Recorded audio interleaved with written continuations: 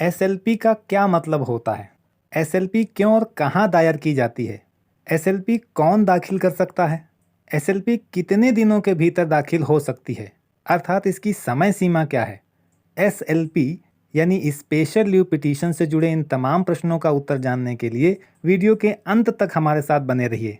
नमस्कार, legal knowledge के इस सेगमेंट में मैं एडवोकेट गौरव तिवारी आप सभी का हार्दिक स्वागत करता हूं। यहां हम कानून से जुड़े विभिन्न जटिल विषयों को सरल और रोचक ढंग से आपके लिए लाते रहते हैं। इसलिए अगर आप हमारे चैनल पर नए हैं तो चैनल को सब्सक्राइब कर बेल आइकॉन पर क्लिक करना ना भूलें, ताकि हमारे नए वीडियोज़ का नोटिफिकेशन आपको मिलता रहे। आइए शुरू करते हैं। साथियों, एसएलपी का अर्थ होता है स्पेशल लीव पिटीशन, अर्थात विशेष अनुमति याचिका। निचली अदालत द्वारा निर्णय सुना दिए जाने के बाद कोई भी पक्ष जो परिणाम से असंतुष्ट या खुश ना हो, अपीलीय अदालत में अपील के लिए जा सकता है, जो भारत में आमतौर पर एक उच्च न्यायालय है। हाईकोर्ट के फैसले से भी असंतुष्ट होने पर सर्वोच्च न्यायालय में एक और अपील की जा सकती है। इन अपीलीय प्रक्रियाओं से संबंधित दिशा निर्देश संविधान के अनुच्छेद 132 से 136 में दिए गए हैं। एसएलपी स्पेशल लीव पिटीशन अर्थात विशेष अनुमति याचिका इसी कड़ी में देश के सर्वोच्च न्यायालय से न्याय दिलाने का एक बड़ा साधन है। संविधान का अनुच्छेद 136 व्यवस्था करता है कि कोई भी पक्षकार किसी भी आदेश के खिलाफ सुप्रीम कोर्ट में एसएलपी यानी विशेष अनुमति याचिका दाखिल कर सकता है। एसएलपी अपने आप में कोई अपील नहीं है, बल्कि सर्वोच्च न्यायालय द्वारा अपील स्वीकार किए जाने हेतु विशेष अनुमति देने की याचिका है। एसएलपी केवल उच्च न्यायालयों के निर्णयों, आदेशों या अंतिम आदेशों के विरुद्ध अपील तक सीमित नहीं है, बल्कि यह निचली अदालतों के निर्णयों के विरुद्ध भी दी जा सकती है।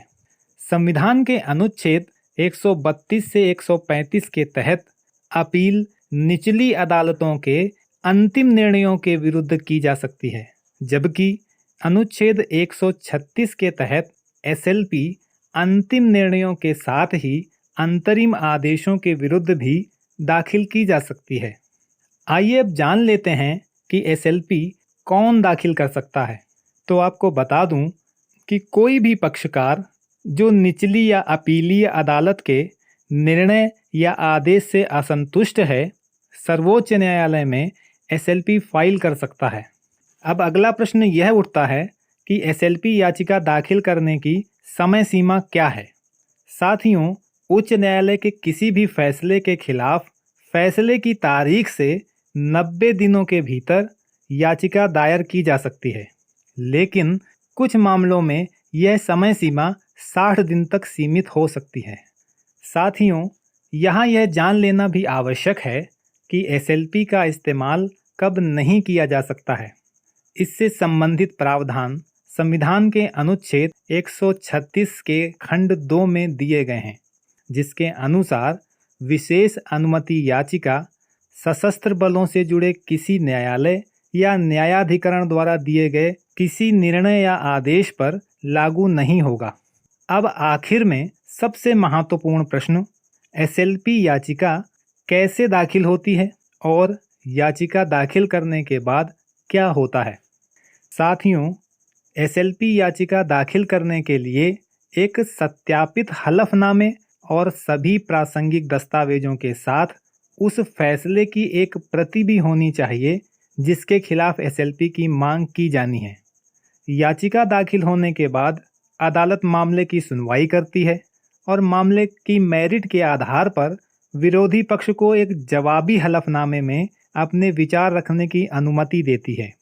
इसके बाद अदालत ये तय करती है कि विशेष अनुमति दी जाए या नहीं। अगर विशेष अनुमति दी जाती है तो सुप्रीम कोर्ट अपने अपीलीय क्षेत्राधिकार का प्रयोग करेगा और सुप्रीम कोर्ट का फैसला दोनों पक्षों पर बाध्यकारी होगा।